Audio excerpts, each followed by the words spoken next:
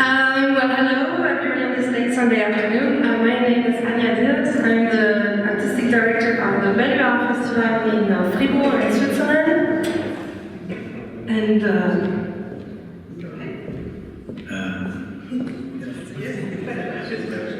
Hi, I'm Ahmed. I'm the artistic director of DCAF, Downtown Contemporary Arts Festival in Cairo, and I'm also a theater director and a playwright. okay, so our idea was to sort of, in this Curators dialogue, our idea was to sort of interview each other. We haven't prepared anything, we're just waiting for each other's questions. I haven't prepared any questions. And yeah, so we're just going to ask each other about our work. We have both visited each other, sort of. I went to DCAF in April, Ahmed came to Belluard Festival this summer, and so I'll just start. I'll just have a few questions for you. Sure. Okay, so you are, as you said, you're the artistic director of Downtown Contemporary Arts Festival in Kairo. You are also a theater director, also an artist, and you are also the head of a theater, and you are also running and directing the rehearsal space in Cairo. It's a space in a building where there's several studios where artists can rehearse, that they can write, if I understood it right. So my first question is, Downtown Contemporary Art Festival is a festival that is, as its name rightly says, it sort of activates the district of downtown, which is the center of Cairo, a part of the city, a very beautiful part with beautiful old buildings from the beginning of the 20th century, but of course also in a state of decay, some of them, where at the same time there is some process of gentrification going on. There is a certain investment in these buildings, in refurbishing them. So your festival is happening in downtown, and your festival, and that is quite interesting, is an independent festival. It's not a state festival. So my first question would be, how can you be independent in Cairo today? Because you are living in this post-revolutionary situation with a sort of dictatorship coming up again, and how do you even manage to be independent? There's a lot of difficulties. No, it is. I mean, I have a problem with the word independent. So, by the way, it's not sort of a dictatorship. It is a dictatorship. Let's just not, it is a dictatorship, fully announced. And I know that the Western world, including Germany, at least the politicians, want to look at it in a different light and try to, either ignore it or, pretend that they're not intelligent enough to understand that it's a dictatorship. It is a dictatorship. It was a military coup. I went down on the 30th of June, but I'm convinced that I was fooled like many others, and it was a coup, and it's a military dictatorship. So just let's put it on the table. Now, it is very problematic. I have a problem with the word independent to start with, because I think that you can never be independent. I mean, I would say alternative. I like the word alternative much more than independent. Because yeah, we're independent from the state in the sense that we don't get we get very little support from the state. I mean, out of 4 editions we've done, we received $10,000, 5 1 year and 5 2 years later, which represents less than 1% of our budget. So this is what we mean by being independent from the state, not getting money from the state. But of course we got money from many other sources, and we try to navigate that so we're not obliged ideologically towards any of these sources of funding. But at the end of the day, we're not really independent. I think alternative is a better term. So how do we become it is very difficult on many levels to have a festival in Cairo today. Even economically, it's very difficult. When you don't have any state support, at the end of the day, big chunk of the equilibrium that you can create when you're running a festival or a venue, or because you need some state support, some corporate, some foundations. I mean, this is how you navigate with some sort of power. At least that's what I think as a curator, is that you're never obliged to any one particular source.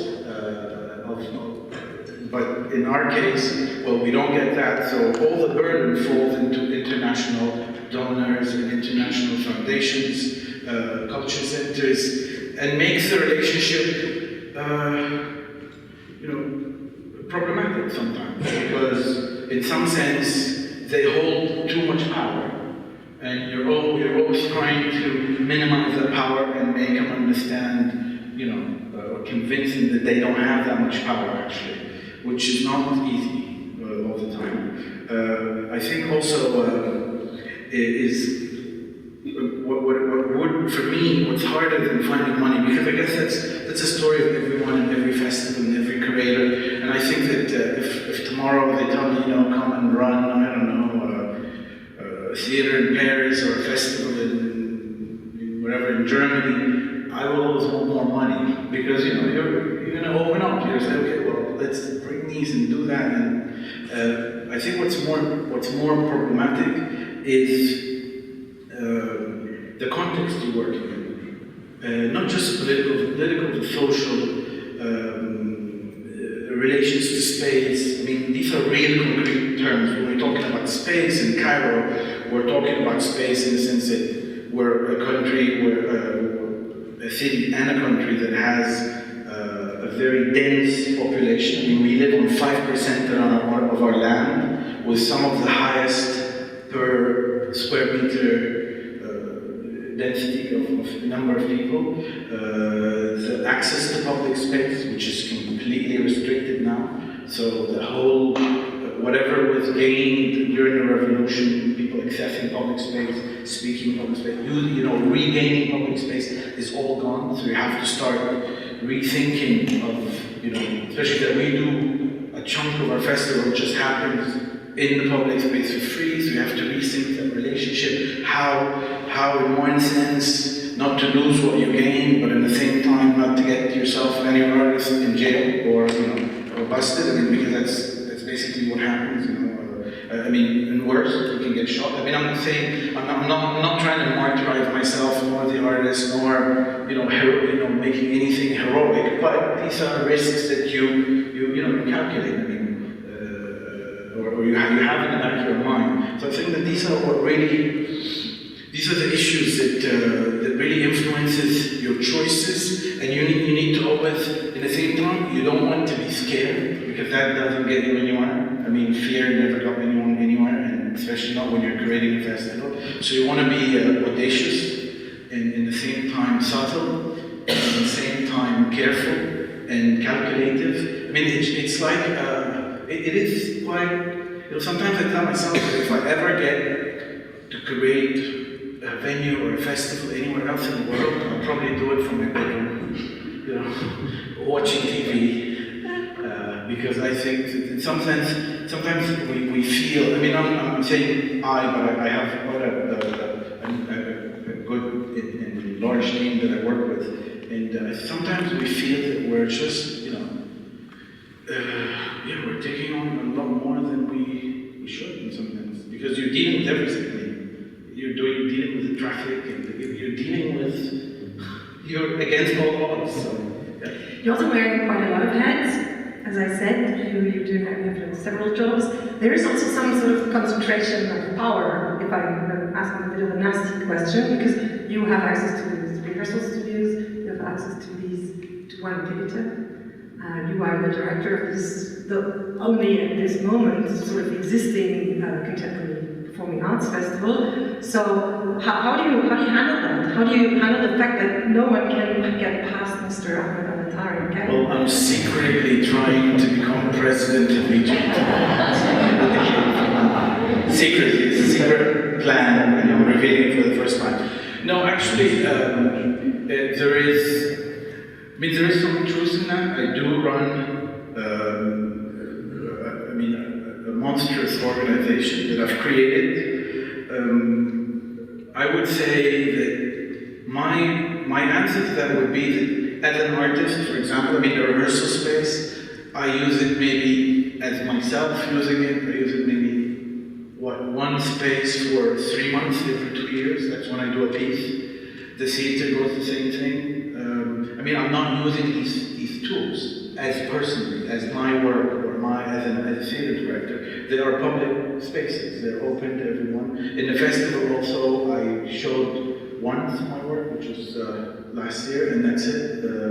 So I feel that as long as there is transparency in the way things are run and in the amount of time that I use these things, I mean, it would be very different if I was, rehearsing all the time, showing my work all the time. I think that would be very problematic. And also, it was one way for me to kind of, I call that running ahead. So basically, what I did, that every funding has a curve, like the products. They teach you that the product goes like this. There's a curve. I don't know what they call it. The cycle, the life cycle. Well, except Coca-Cola goes like that. If there's the Coke and Pepsi, they go like this. But all other products, they have this life, and they teach that in marketing. And funding goes the same way. You get funding for a certain amount of years, and then they phase you out. And the way I dealt with that, in order not to be phased out, is I started with a rehearsal space, and then I made it into, I developed it into rehearsals and training, and then I opened a theater, and then I created a festival. So in some sense, I'm always giving them more projects, so my funding never really phased out. So that was my way of kind of, but it wasn't just that, it was also because I felt that there is a need for these kind of institutions around. Speaking of that, my next question is how do you see your responsibility in offering a sort of body of reference to a Cairo audience? Because you are, like I said, one of the few people who are still bringing in international work also to Cairo.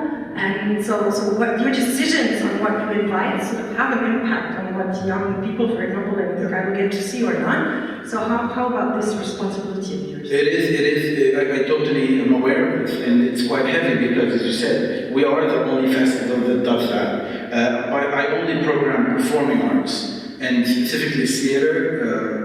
I'm not a visual artist. I mean, I'm not a creator for visual arts. So every year we have different creators for visual arts, for film, for music, and I manage the festival, the running of the festival, and only the performing arts, which is my field. And of course, the responsibility, I'm totally aware of that for many things, for many reasons. First of all, that before decaf, there was nothing coming into the country, even before the revolution. At the Opera House, I remember, right before the revolution, the Cairo Opera House was showing the Rat Pack from Las Vegas. And it's not even the Rat Pack. I mean, I would go see the Rat Pack if they were, if Dean Martin and, if they were there, I would go see them. They were like the imitation of them. So that was like the thing coming up from abroad. And then every culture center would once every 2 years bring in, like a play or a dance piece. And that's it. Visual arts is more active, of course. And one of the reasons ECAF was created, because I really feel, as a performing artist, I know that part of education of an artist is watching. I mean, when I studied, you practice, you study, but you need to see. And you can't just see your peers around you doing the same thing. You end up, it becomes a very barren land. It's like there's no production. And that's why decaf was created, for the audience, but also for the artists, to see the multiplicity of voices in contemporary creativity. And that also has a political resonance. Like everything, I feel everything we do has a political, whether we're aware of it or not. Every act has a political resonance, and things are much more clear, I think, in third world countries. like Egypt and countries that are going through massive transitions or that are under quite a problematic political situation, is that, you know, I was raised, and my generation, and the generations after me, and now this is what they're trying to indoctrinate us again with that, on the one track mind. You know, there's only one way of being a good Egyptian. You know, if you want to be a good Egyptian, you have to be like this. You have to go down this road. If you want to be a good Muslim or a good Christian, because we also have Christians, you have to go down this road. And everything is just one thing. You cannot be a good son and cross your leg in front of your father. You know what I mean? Or chew gum when your dad is sitting in front of you, or you can't. Or tell your father, you're a stupid old hat and you should shut up. Something like that. And but with all the different nuances. And by doing a festival where you're showing through the different art forms the multitude of expression, just by doing that, just by showing something very classical, as we had the Iliad by Dennis O'Hara last year, which is quite a classical American piece of theater, and with it Pascal Ambert's Economy of World Culture, which is like a deconstruction of theater and whatever, and another piece where audiences involved, and showing that multitude, and again, and also with the visual arts or with the film, and showing this multitude of voices, you're actually, at least that's what I believe, maybe I'm completely off, but you're actually sending these subliminal messages, like in ads, where you're telling people, okay, well, you've been thinking that this is theater, well, guess what, theater is this and this and this and that, and that gets people thinking that there are many ways of doing things, and it totally, I think, it builds a different consciousness and different awareness, and I hope. How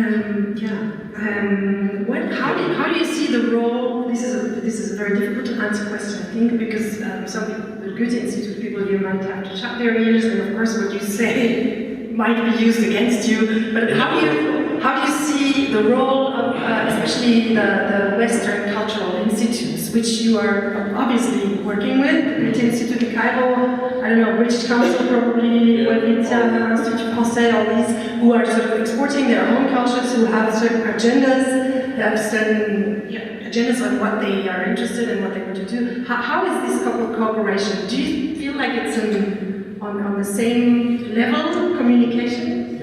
In my case, it is pretty much so, because I don't come to the table empty-handed. I mean, I'm not coming and saying, okay, well, I'm doing this festival, please. No, I come onto the table with a lot of assets. I come to the table with track record, I come to the table with spaces, with a know-how. I have a team that's able to put a 3-week festival with over 60 events all over downtown Cairo. You've seen Cairo, how crazy it is, things in the streets and all departments and theaters, we're just all over the place. And also I've got in my bag, I have a lot of resources in the sense that I usually don't have 1, 2, 3 that I want to bring. I usually have 10. And depending on who's flexible and what works and what not, that's when so I'm never really desperate. And that makes a big difference in that relation of power with the partners who could, who could easily flip to be, I wouldn't say enemies, but to be controllers or. And I was talking about that in a workshop yesterday about how this is very different for a young curator or a young festival director who does not have a lot of these points of leverage. They come in and they're almost naked, and then they get thrown around and used, unfortunately. But how do you think these institutions should proceed in situations like in Egypt, for example? Well, I think they are between a rock and a hard place, because in some sense they have to manage their own policies and sometimes their own beliefs, because some people there really have a genuine interest, not all, but some. They have to manage that with the politics of their own country and, and the whole diplomacy thing. So it is, it is not easy. I think the best thing to do for them, and I think a lot of them are aware of that, is to listen to the needs of the local structures and the local, which is, I think a lot of them do that because they're also aware of, there is a problem. I think that people who, I don't like to categorize or denigre, I don't like that, but it's sometimes there is always a desire of being a curator, So you're sitting in front of someone who manages the fund, and it's not what they do, they just manage the fund. I mean, of course, they choose who to give money to, but there is a hidden desire. It's like, the thing where you speak from your stomach, and, so this, sometimes this pops up and starts, telling you how good that piece they saw, I don't know where it was, and stuff. And you somehow have to be, quite diplomatic, when you're like, so you can bring that thing down and put it back into the bag and kind of, let it go and continue with, so yeah, it is. Okay. Can I ask you a question? Yes, I have one last question for you. Then you can ask me a question. I have one last question that is, because you're also an artist and you're also performing in Cairo, you're producing your work in Cairo, but you are also showing your work abroad. And I would like to ask you about how do you experience the expectations of European or Western curators towards Arab arts, contemporary performing arts today? Well, my answer now would be very different than my answer 10 years ago. I mean, there's something that's almost twisted. I mean, there's some really good things and some twisted elements in that relationship. I'll tell you why it's twisted. It's twisted because, I'll start by the twisted part and then we talk about the non-twisted part. It's twisted because production and distribution parameters in the Arab world, and I'm sure in Africa we could say the same thing. There are no resources. Of course, the resources are quite limited to the number of artists, the number of creative energy existing. Okay? So, in that context, apart from the fight over the money, on that context, the foreign programming becomes a very important tool of continuity. And I cannot blame artists when they want that. I mean, it makes sense. If you sell your show to Europe or to the West or to other, to Japan or whatever, you're probably going to be able to secure not only your individual income and so on, but also the continuity of your practice. Because you probably don't get any support from the state or very little and so on. So, so this is where the twisted part. I mean, it is logical, it is reasonable, it is acceptable.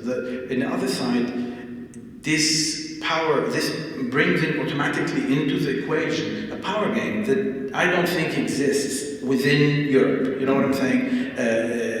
Within the West, if you're a French company and you're doing work, there's like so many programmers in France already. Some of them are going to hate your work, some are going to like it, and some are going to program it because they have to program it, but whatever, but there is already a mechanism. Here, there is already a power structure that's being put in place, and that I don't think is very healthy.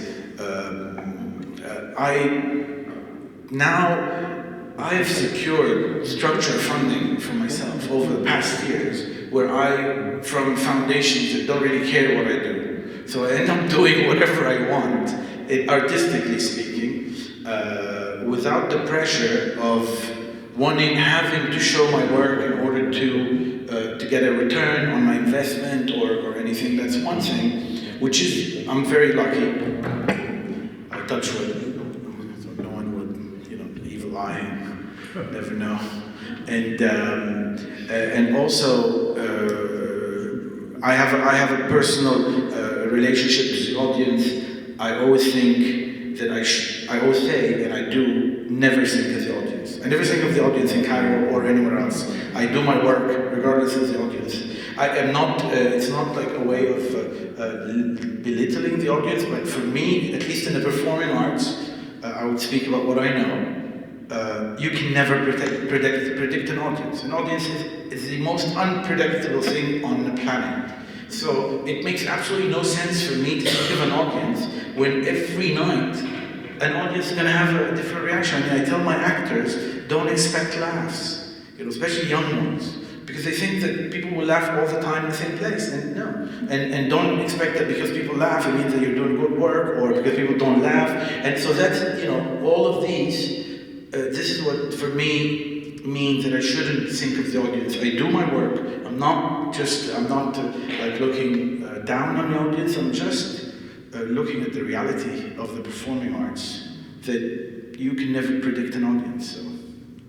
Okay, so those were my questions. Now your questions, and then your questions, maybe. Okay. So, this first edition in Fribourg, which I attended part of a few months ago, was entitled Fortress Europe, right? Which it was before the discovery by Europe of the Syrian and other immigrants, because they've been there for a while now. They've just been discovered a few months ago. How does that make you feel? I mean, in some sense, you're almost seeing things before they happen. I mean, now we're talking about Europe, fortress, and Hungary closing their borders, and Croatians don't want to. Croatians, there is a whole talk about not letting people pass, and how many people go where, and all that. That's very recent. When you did your theme, that wasn't even an issue. Well, it was, as you rightly say. That's why we brought this topic up. It was not the motto of the whole festival. It was just the first weekend, and it was just the works of the open call that was launched at the Bedouin Festival. It's true that I chose this topic for one reason, because the theme, I think, has been there for 10 years already, at least. And people have been dying in the Mediterranean for years and years. I remember this big Lampedusa accident, it's like, I don't know, 3 years ago or so. So this was not a secret at all to no one. But it's true that it was not very present in the mainstream narrative. That was one of the reasons why I wanted to bring up this topic, and I felt almost a bit ashamed of putting it so bluntly on the table and just saying Fortress Europe. It felt even a bit stupid, but well, the other reason was that the main venue, is a fortress. It's actually a fortress from the 15th century. That is an open-air venue, which stage is built in, and it's used as a very beautiful performance space. But it's a fortress, and it was part of the fortifications of the Middle Ages of the city, and it was used to defend against an enemy, which today seems ridiculous. And it refers also to a historical time where people were not able to move from Fribourg to Zurich if they wanted to. They had to apply for this. And this kind of limitation of freedom of movement seems so absurd to us today. And I was sort of thinking that maybe in a few hundred years we will think the same way about how we limit people's freedom of movement today. So there was like a concrete reason that I had to tackle that topic. And then, as you rightly say, we launched the call in October, so this is when we published this topic of the festival, and then in spring, suddenly this whole thing came up in the media, and we were really having the perfect timing. We were right on the topic when it was all over the news with the festival, and I have to say, it felt a bit horrible. It felt like I was almost profiting, of course it was good because people were getting interested in the program that we proposed, but you almost feel like you profit from people's misery.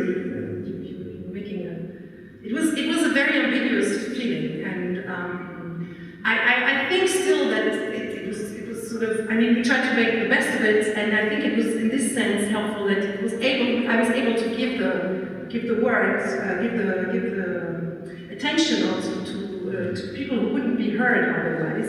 There was, for example, a Senegalese choreographer who made a project about, it's called Tohu, and it's a dance piece about the desperate desire of young Africans to come to Europe. This really almost irrational idea that they have just to make it to Europe. And so he made a piece about that, about this wanting to come. And I mean, he was in residence with us for 2 weeks, and this guy was on television all the time because I was just sending him. You know, I said, okay, you go speak about it. I don't want to speak for you. So at least we caught some public attention. We could give some of the public attention, and you could use it to tell another way, to tell the story another way than how it's told, in the mainstream news. So to sort of go against this way that we are being told about this whole phenomenon. So we were able to use that, and that was then the lucky thing. But it was a very ambiguous situation. I have 2 questions. One thing that always intrigues me is, like I know, for example, that in Cairo or in Beirut or in Damascus, but now Damascus is gone, in Morocco, there is an innate interest in life. In life, not in the sense, not because when you're closed off, and then if you have someone dancing in the street, everyone just wants to, because they don't really get that much. So there's a desire to discover. Like a hunger, exactly. There's a hunger, and it always intrigues me when like in Fribourg or in other cities, in Munich. How do you do to get that hunger? There's so much offer. There's so much there. You can walk into this big, huge museum and spend 5 hours, or go sit on a lake, or you can do so many things, or go to a movie, but the offer is very much there and huge. That's a very big challenge for when you're programming a festival. Yes, it's true. Getting people to come and see an Iranian piece in a 15th century fortress, it's in Fribourg, out of all places, it's just not. I find that very complicated, at least in my opinion.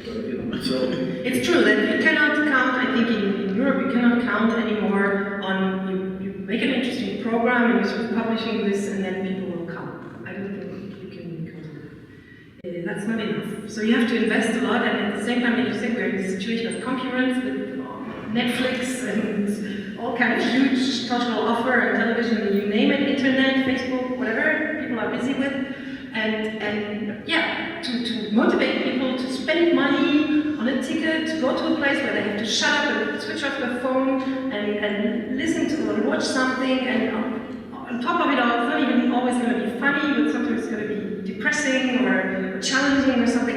I think it's quite a challenge how to motivate that.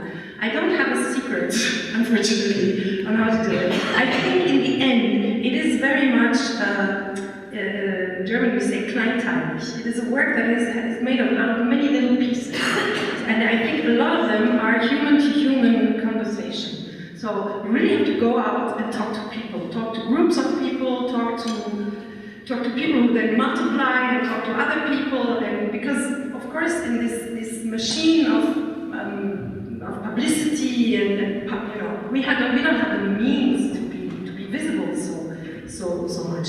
Then again, in a place like Fribourg, obviously there is a big cultural offer for such a small town, but still there is only one international festival, that's us.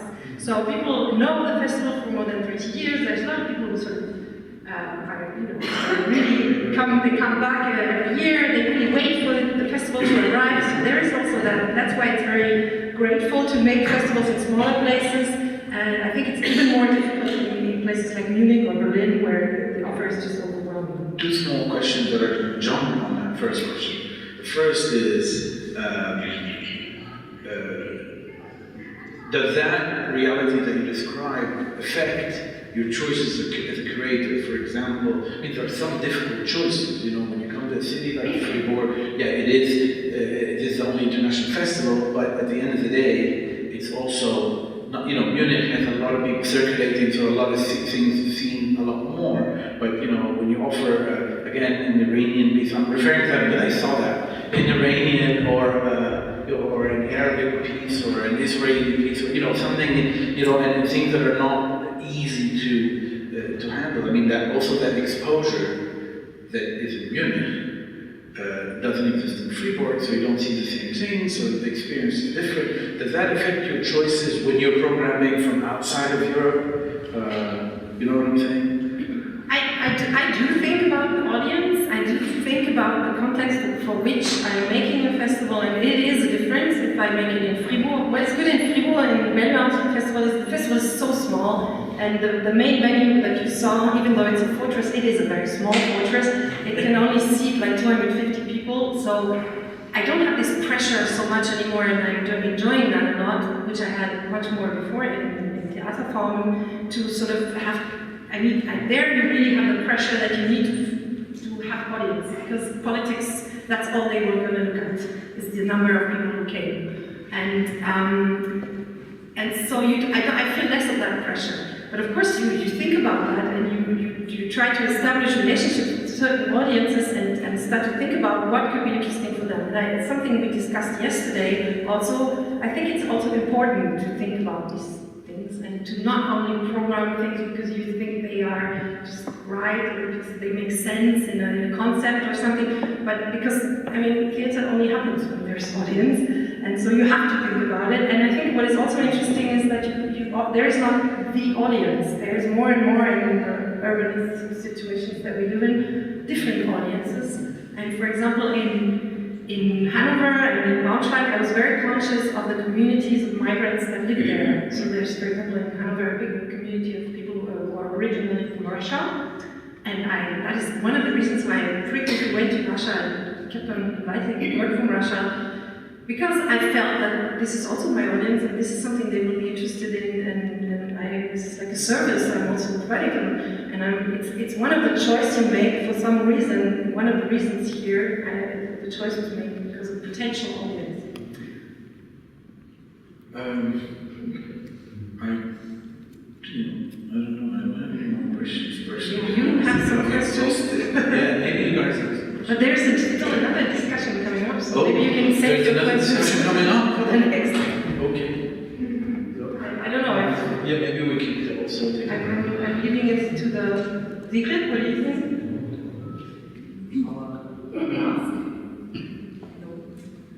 We have now our last panel. Sort of conclusions. I would like the colleagues here saying all come up. We need a little bit more chairs.